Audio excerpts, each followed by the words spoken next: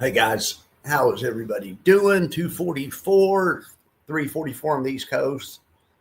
Jackson's like, will you stop talking to nobody again? Well, why are you talking to nobody? All right, Jackson, I'll try to keep it down so I didn't interrupt your nap. Jackson hasn't been on a walk in a couple of days. He'll go on one later, hopefully. All right, let's get into the middle of this high yield business. Now we're going to start with the market. So we'll look at the SPY.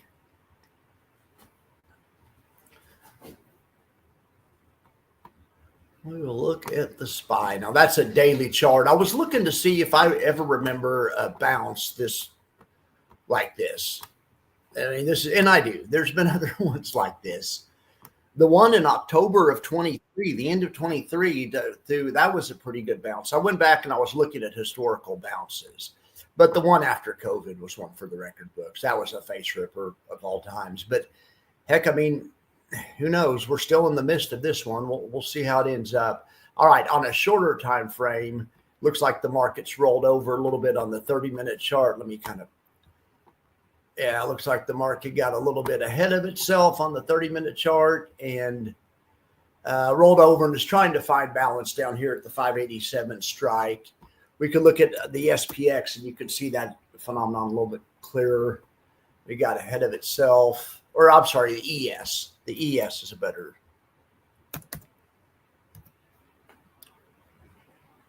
S&P 500 futures, but in any event, you can see the point of control just changed on the whole chart on this time frame from 56.78 to where we're at now.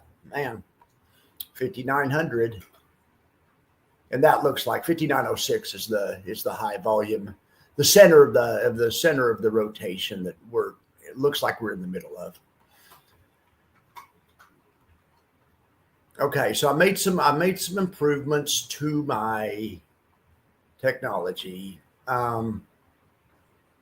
I haven't given it its own spreadsheets yet.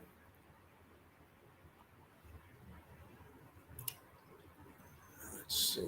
I have not given it its own spreadsheet yet, but where in the heck is this thing? Hey, SB, how you doing? Thanks for being here. Appreciate you for being here.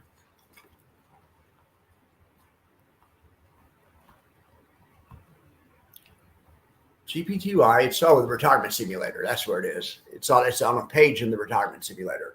Okay, I know it's not much to look at, but I like the information that it's talking about. I'm trying to find a better way to present it, but presentation's not my strong suit. But over here on the left, I have all the option trades for Monday. I have all the option trades for Misty from Tuesday. I'm just starting with Misty because it's the biggest yield max fund. Trying to find a different way to follow these that really no one else does.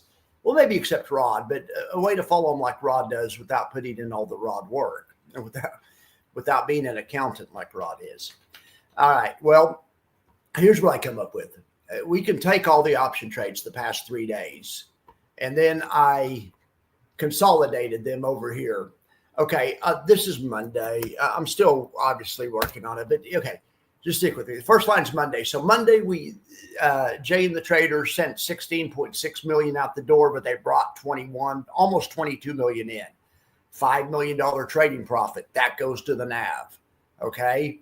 That annualizes out to $1 billion, which I had to annualize it to get the annualized return, which would be about a 31% return. Well, they also made $21 million in income that day. We have to keep the income separate because the income is how they pay, or we have to, keep it separate.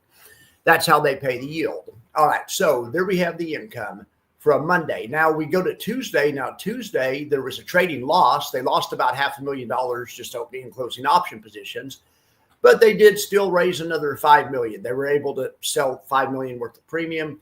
Then today or yesterday, I said Wednesday, I meant Tuesday. You guys get it. Wednesday, they brought in about $1 million, okay, which had annualized about $220 million or about 5% per annum. That's wonderful. And they brought in $3 million worth of income. So we add up all the income, that's $30 million, okay? And that comes to about that. That's a yearly projection. I averaged it and I'm projecting it over the course of a year just based on these three days worked, it's about a 59% yield. I would expect about a 60% yield, just based on those 3 days worked. Now, I would expect about an 11% NAV return based on those, based on those. So anyway, that's Misty. I need to work on making it.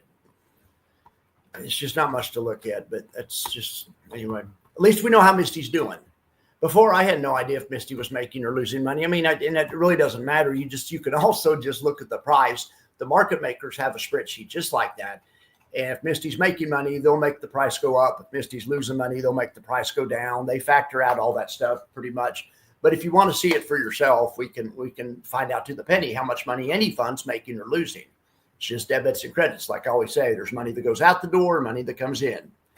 But not all the money that comes in is created the same. The way they structure these, anyway, I have that all figured out. Don't worry about that stuff. But that's why we have that. That's why the yield is different than the NAV return. It'd be great if it was making 30%. What did I project? A 30%? Or let's go back.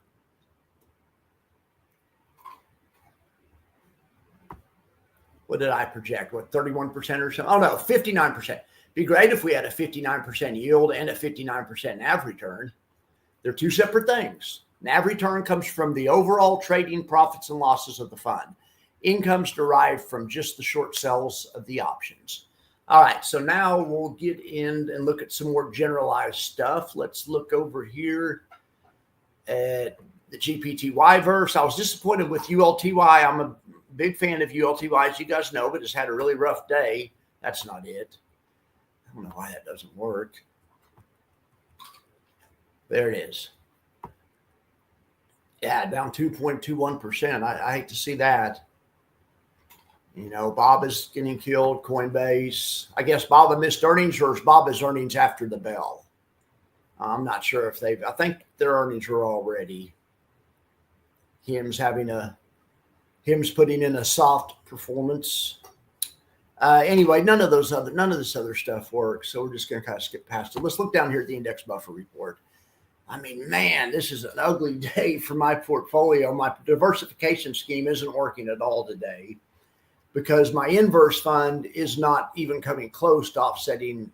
Anyway, it's just just kind of a rough day for the Max's model portfolio. I'm back down more than 10%. I was under 10% down, which is a big achievement because I was 20% down in one place. I cut how much I was down in half. But anyway, I slipped back under the 10% barrier. I'm down about 11% now since inception.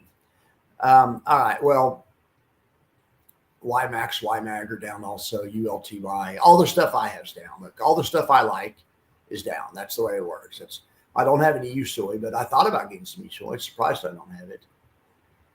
Anyway, over here in Spyland, it's not like we don't have some good things. SDTY is outperforming, and so is WDTE. That's good. We'll take it. JEPI is a steady Eddie. iSpy looks good. All right, if there's any option trades we need to do before the bell closes, put them in comments. Hey, Retire, I appreciate you being here. Am I going to sing rap songs like him? I forgot who I was talking about, but anyway, appreciate you, Retire. Thanks for being here. Yeah, I'm going to sing Gold Digger. You know, my favorite Kanye song is, and I didn't even know it was a Kanye song. The only way I was even aware of it is Kanye got popular in the mid-2000s, and I don't even remember the mid-2000s, to be honest. But by the time I woke up again in the mid-2010s, there was a commercial on the NBA channel. I'm a big Thunder fan, you know, being from Oklahoma. The Thunder was great around 2010, 11, 12, something like that. There was a great NBA commercial on, and they play, and I Shazammed the song on my Apple Watch. I didn't know what it was. It's a Kanye song. I forget which one it is, but it's Flashing Lights. Flashing Lights is an incredible. I'm not into the rap part of it. The music though of Flashing Lights it's a good soul. That's a good soul beat. Let's just say that. Anyway, thanks for being here. I was just trying to acknowledge everybody. So there's no option trades that anyone needs to see. If there is, put them in comments. We have 7 minutes. I guess let's look, and maybe I'll do one that we haven't done yet. Earnings Hub. Who's coming up after the bell today? I mean, I know Walmart was, gosh, Earnings Hub is what it's called. I know Walmart was before the bell this morning. Let's get out the old calendar, and we can also kind of take a look at next week. Okay, well, we have COV after the bell today, and I gave somebody a trade on that, 2 trades, a bullish and a bearish. Take two Interactive, TTWO. Let's look at that one really quick. Maybe that we could take a look tomorrow and see how it would have done. Plus, I just like to teach people how to do options. So here's how you do options on Take Two Interactive. So there's a couple ways to do it. Let's see, we'll probably do one bullish and one bearish, depends on how liquid everything is. And we're going to let the option prices determine how far out of the money we go. The option prices or the option deltas and IVs pick the strikes for us. Let's say, you may have heard Jay say that on Rod's show. He said we let the options pick he said something similar. And he didn't make that up, and neither did I. That's the way option traders have done it for years. That's the good thing about options, is they have a built-in something in them called the Greeks that give you clues, give me clues on where to position. All right, so there's that. I'm just trying to get this trade off. I want to put it in the comments quick in case anyone wants to do it. There's that. We'll see how it comes out first. I mean, let's see if it's a good one. Not all of these are good.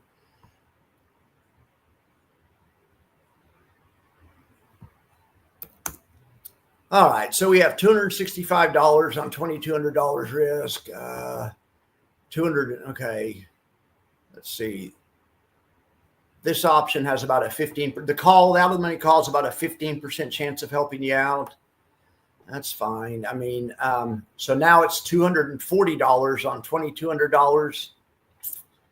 Yeah, I don't know. Let me see if I can time that up a little bit. Maybe we go like this. All right, we have $200 on $1,800. I like that a little better, maybe. Well, how much buffer do we have here? Pretty big buffer, 4.1%. Mess with the strikes yourself. I'm just going to save it. That's close enough. Hopefully, if you guys watch me do this, you know how to do it. So if you want to do one like that, and if you're bearish, my favorite thing for kind of a bearish to neutral is a broken wing butterfly, a put broken wing butterfly. Anyway, I'm sure anyone that does broken wing butterflies already knows how to do them. So yeah, Diamonds is a good song too. I just like that flashing lights. And then after I figured out who it was, I didn't like it as much because I never been a big Kanye fan, but I thought, man, this is a great song. I can't believe I never heard this before. I just like the music to it. I don't, anyway. But yeah, Diamonds is good too. Diamonds is good too. All right, so back to editor. If you're bearish,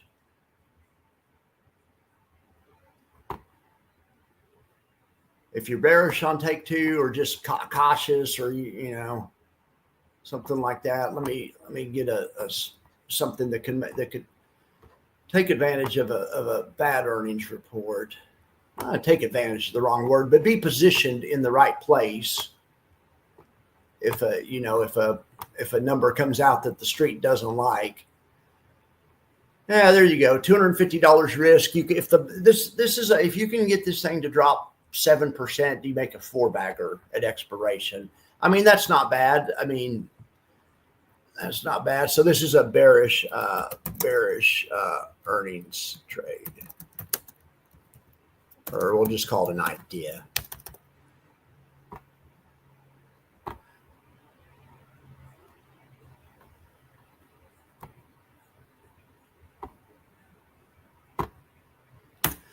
All right, guys.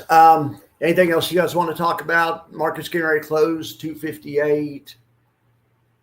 Let's see if the market moved into the close.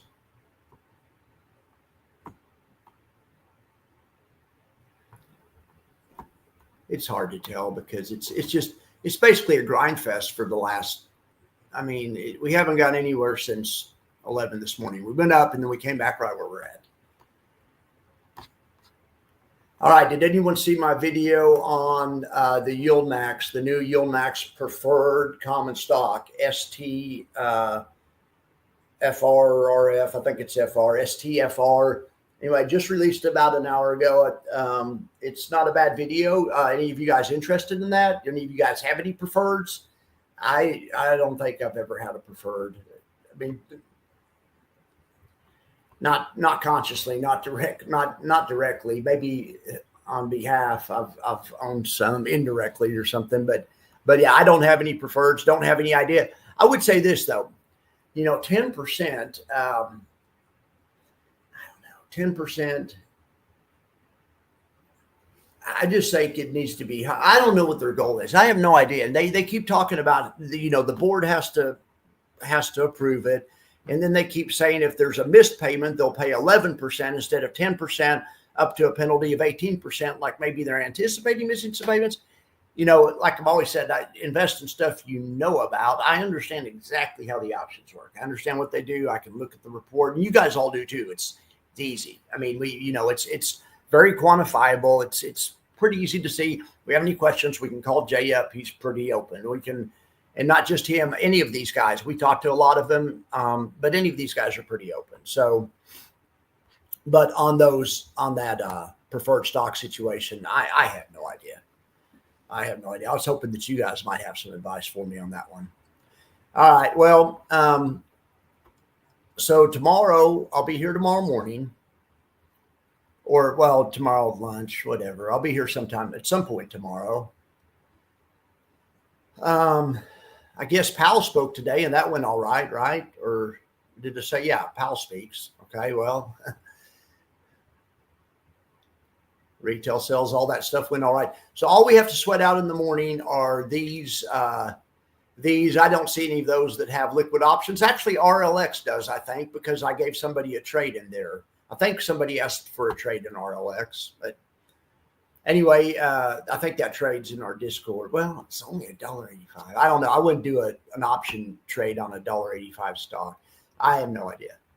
I don't know, but I'll figure it out and be back tomorrow, right?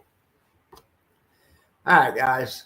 I appreciate you all for being here, and hit me up in Discord if there's anything at all that I forgot to talk about or we missed talking about, or if you want to talk about, you have a comment on how ugly my freaking spreadsheet is. I just, at least now, if I'll keep up with this spreadsheet, who knows? At some point, I might just get mad and quit doing it. That's happened before, but I will try. Assuming that doesn't happen, if I keep doing this, after a week or a month, we'll be able to look, and then I'm hoping to be able to kind of correlate the direction of the yield and maybe of the NAV return. But like I say, we can also just look at the price. That's why I invented the buffer report. The price will also tell you everything you want to know, but some people like more details. So we'll keep an eye on it. We'll keep an eye on it this way. Maybe we could also look at the current IV, and we could coordinate the IV with that, because 59 is a terrible yield. That's very disappointing. 131 is more typical, but this is just based on 3 days. But 59 is kind of, I would say, subpar. But the volatility, the IV of this fund is on the lower end of how it's been for a while. So that might kind of be the new normal, or I don't know. We'll see. I mean, we'll see.